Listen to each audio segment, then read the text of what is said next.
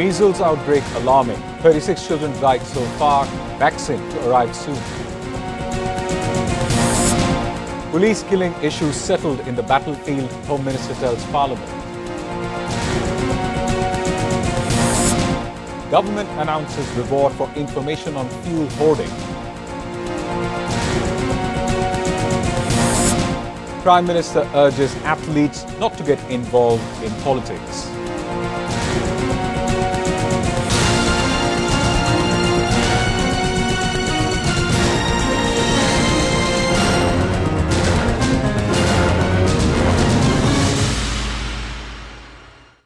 Those were the headlines. Good evening, I am Shahzan Ahsan with English Bulletin. The outbreak of measles has alarmingly increased at different districts across the country. A total of 36 children have died of measles across the country. Among them, 5 children have died of measles in Mymensingh district and 4 in the district of Chapainawabganj. Measles outbreak has increased in Rajshahi, Khulna, Pabna and Naugaon districts. Concerned people have blamed shortage of vaccine and lack of planning.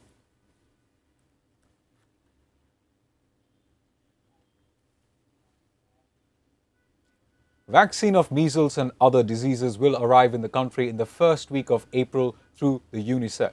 Health Minister Sardar Mohammad Shakawat Hussain disclosed on Monday and mentioned that an allocation of Taka 604 crore has been availed to purchase vaccine. The minister said no measles vaccine campaign has been held after 2018. Earlier, he held a meeting with US Ambassador in Dhaka, Brent T. Christensen, at the Secretariat. The Health Bangladesh and USA will form a joint team to deal with various health risks, including infectious diseases, upgrading nursing services, and ICU services.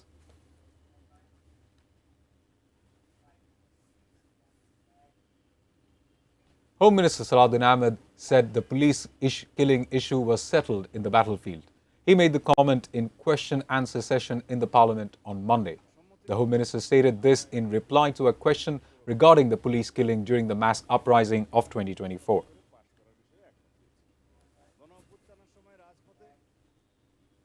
Residence of the Parliament members will be allocated within April 10. Chief Whip Nurul Islam Moni said this after the second meeting of ruling BNP Party's Parliamentary Committee on Monday. He said sabotage might have taken place over the sound system of the Parliament. The committee formed in this regard will submit its report on April 2. Mentioning the Parliament lacks many necessary materials, the Chief Whip said 27 lakh litre drinking water is available against 1 crore litre demand.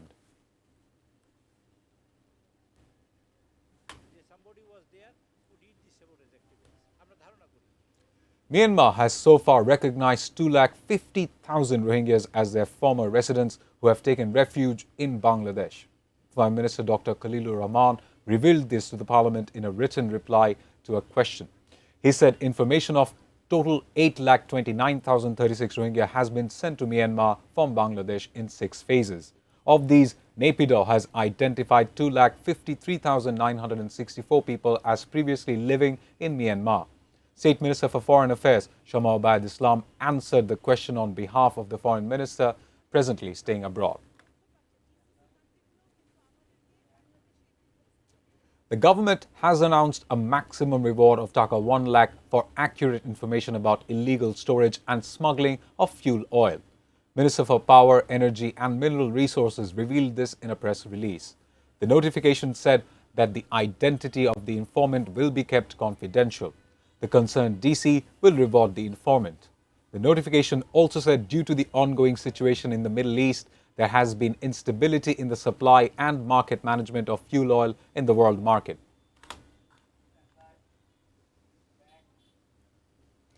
Prime Minister Tariq Rahman has called on athletes not to get involved in politics during professional sports tenure.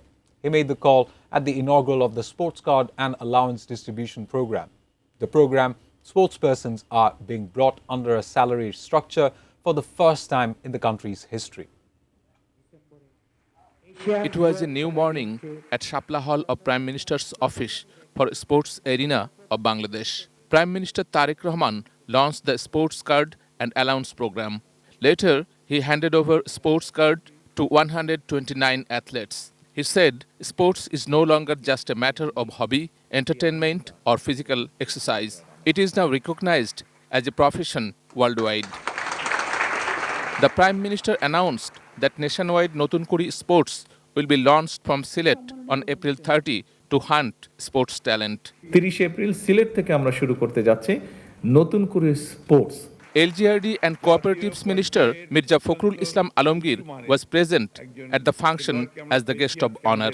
State Minister for Sports and Youth Mohammad Aminul Haq chaired the program. Ward ভিত্তিক মাঠ তৈরি ও মাঠ দখলমুক্তকরণের লক্ষ্যে On the occasion, the athletes who achieved success at the international level were also awarded. Prime Minister Tariq Rahman expressed hope that the sportspersons will represent the country through sporting excellence in the days to come. পেশাদার খেলোয়াড়ি জীবনে আপনারা কোনো রাজনৈতিক দল বা গোষ্ঠীর প্রতিনিধি নন। Sheikh Abdus Salam, English Desk, ATN News. Leader of the opposition in Parliament, Dr. Shafiqur Rahman, paid a courtesy call on Prime Minister Tariq Rahman on Monday. The two leaders held the meeting after attending the Namaz-e-Janaza of Professor Dilara Hafiz, wife of Jatiya Shongchod Speaker Hafizuddin Ahmed Bir Bikram, at South Plaza of the Parliament complex. The opposition leader expressed his eagerness to talk to the Premier as they walked together towards the Parliament building after attending the Janaza prayers.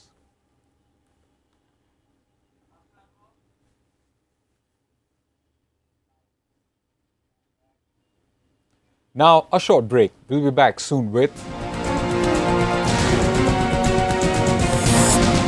CID recovers Taka 44 crore 14 lakh laundered abroad. Trump threatens to obliterate Iran's energy facilities if deal not reached shortly.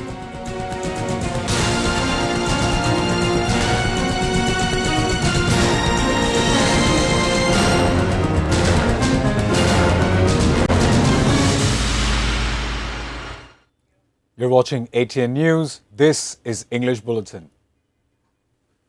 The Criminal Investigation Department, CID of Police, has recovered around Taka 44 crore 14 lakh that were laundered abroad through the online Ponzi scheme MTFE. Deputy Inspector General of Police Abul Bashar Talukdar disclosed this at a press conference at CID headquarters in the capital in Malibag on Monday afternoon. He said that this part of the laundered money was detected and brought back to the country through blockchain analysis and international cooperation. The cryptocurrency was converted into legal currency with the help of UK-based Asset Reality Limited and has been kept in Shonali Bank. Namaz-e-Janaza of Dilara Hafiz, spouse of Speaker of the Jatiya Shongchod Hafizuddin Ahmed Bir Bikram, was held at South Plaza of the Parliament.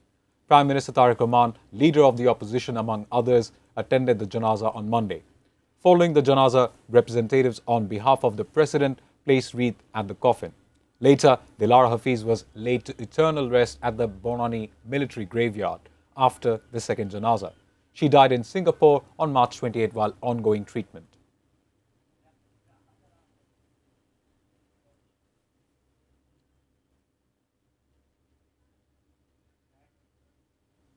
Now news around the world.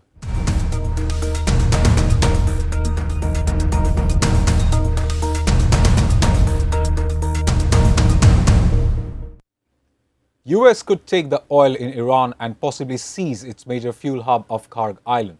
President Donald Trump has raised prospect during a Financial Times interview recently. Trump told reporters aboard Air Force One Iran has agreed to most of its 15-point list of demands from US to end the war.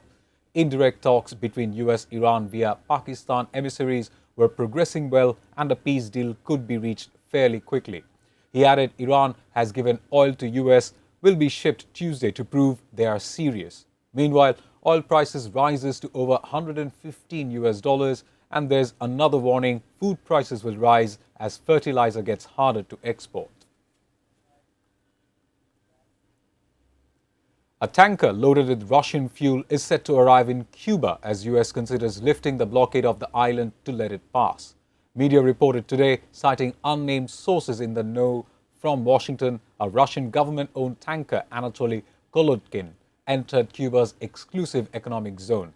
According to Marine Traffic, a ship data provider, The tanker carrying an estimated 730,000 barrels of oil was within several miles of Cuban territorial waters Sunday evening. Viewers, we'll take a short break. Stay with us.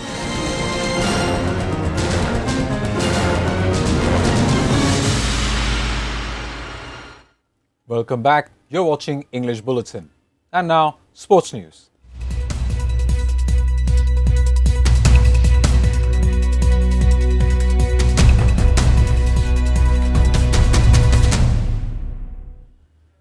Bangladesh football team is preparing for their final Asian Cup qualifying match against Singapore, scheduled for Tuesday. The support of expatriate fans is driving the team's motivation ahead of the Singapore match.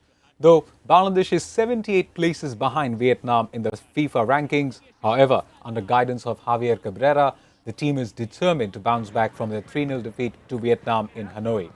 The squad already completed their second day of training Sunday with renewed energy and focus. The off-field atmosphere in Singapore has become a significant boost for the players.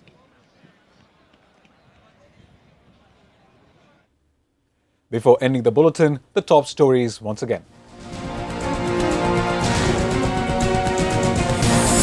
Measles outbreak alarming. 36 children died so far. Vaccine to arrive soon.